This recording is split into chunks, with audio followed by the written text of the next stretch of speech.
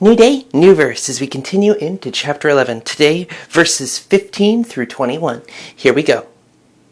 But Jesus knew what they were planning, so he left the area, and many people followed them.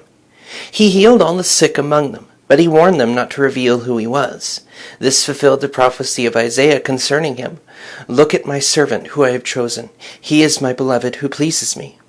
I will put my spirit upon him, and he will proclaim justice to the nations.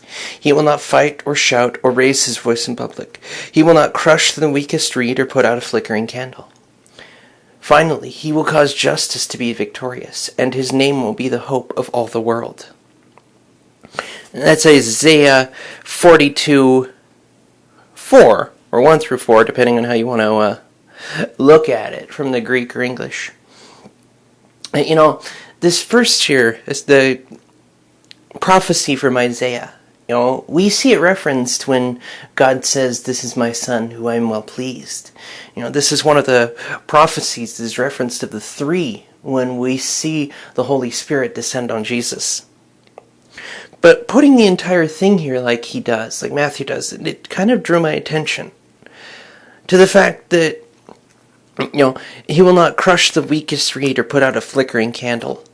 The idea of fight or shout or raise his voice in public. This idea that Jesus isn't going to fight the way that the world does.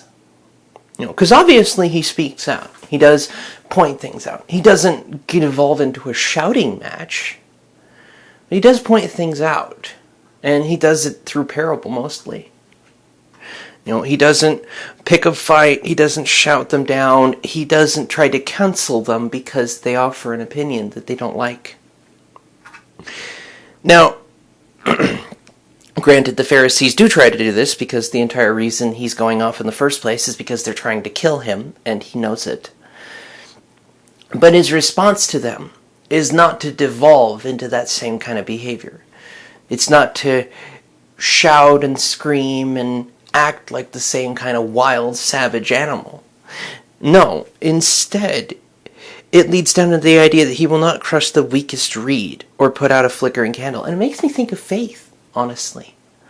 It makes me think of the fact that people trying to figure this stuff out, trying to understand an invisible God when they barely tolerate the people they visibly see. Those moments of, Lord, help me, I believe, help me with my unbelief. Those trials, those tribulations, those struggle moments. And I read this prophecy from Isaiah and I think, yeah, God's not interested in shattering me because my faith is weak. In those moments, he's interested in drawing me near and helping me have great faith because he's the one who gives me faith in the first place. He's the one who gives me strength in the first place. Without him, I don't have any of it. So the fact that he's not interested in crushing the weakest reed or putting out a flickering candle of faith, that instead he will finally cause justice to be victorious. When we're living like we truly believe that he is the Son of God, that Christ in us changes who we are on a fundamental level, so that we do live other-centric lives, then, yeah, justice will be victorious. Now, on a spiritual level, we're going to see this more and more. Because Jesus is the King of all creation. It's his. And as struggles get worse, we will see him eventually return. It's what Revelation says, it's what he said. So the spiritual truth coming to light, that's a good thing. Truth will always win out. Justice will always win out. Because God is king over it. It may take some time. But I'm reminded of Peter. It's either 1st or 2nd Peter, where he says that God is not slow as some people think of slowness, but he is patient in wanting everyone to be saved. God does it exactly on time. It's just whether or not we're going to trust his timing. Because if we hope in him, then he is hope.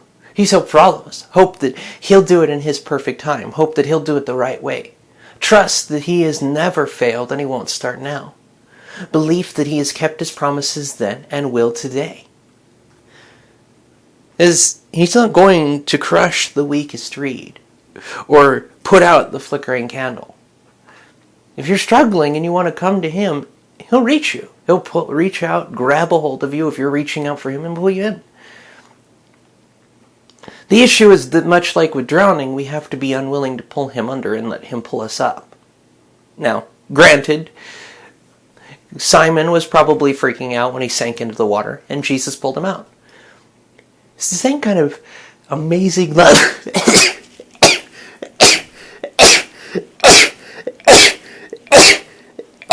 Oh, my apologies. Oh, bless me. But the fact that his name is hope for all the world, it gives me joy because we see it. For those who believe in him, he is hope. For those who trust in him, he is joy. For those who believe that he is greater still, it is a place not necessarily of no trials, no struggles, no difficulties. Rather, it is a place of no fear. So that when those trials, struggles, and difficulties do come, when the storms show up ahead of you, it doesn't matter. Because God is king over the wind and the wave. That's the beauty we see here. That Jesus does heal all the sick among those who come to him. He'll set you right. He wants to. Just the faith enough to do it. So if you're hurting, if you're tired, if you're worn, if you're weary, if you're broken, go to the Lord. This is true when he says that his burden is light and his yoke is easy. He's true when he says that, when Isaiah says that his name will be hope for all the world. It's true. It's because God's promise keeper. Thing is, are we willing to trust that he'll keep his promises? Or fall away because it's not happening when we want it to? That's the question we have to wonder about. Do we want to chase after the Lord as God? Or put ourselves up there? Personally, from experience of spending most of my life putting myself on that altar, I can tell you, or other things, I can tell you it's a really stupid idea. And never ends well. I used to be 6'3". I know where I talk from. 5'11"-ish now. 10-ish, somewhere in there. It's beauty, though, that God is interested in seeing justice victorious, just like we are. Seeing hope prevail, just like we are. He doesn't want to see evil win, neither do we. So if we're going to trust in him and lean on him, we know that evil will not be the victor in the end. So we live like he does. We live not reduced to the same kind of behavior the world around us does, but instead thriving, giving, showing the kind of love that we are given. Giving praise to God because the breath's all known from him anyway. So I offer this question to you today as we close out. Will you trust that Jesus is God's chosen servant? Will you trust that he wants to heal you? Will you trust that when you have a weak reed of faith, that he's not out to crush you? When you have a flickering candle of faith, that he's not going to blow it out? That he will instead kindle it and strengthen you, grow you, if you will let him. Tomorrow we're going to continue on with verses 22 through 37, where Jesus is called a few unfortunate things by those who don't quite get it. I'll see you guys tomorrow. For then, may his favor be upon you, and know that he'll see you through. You just gotta lean on him. Hi.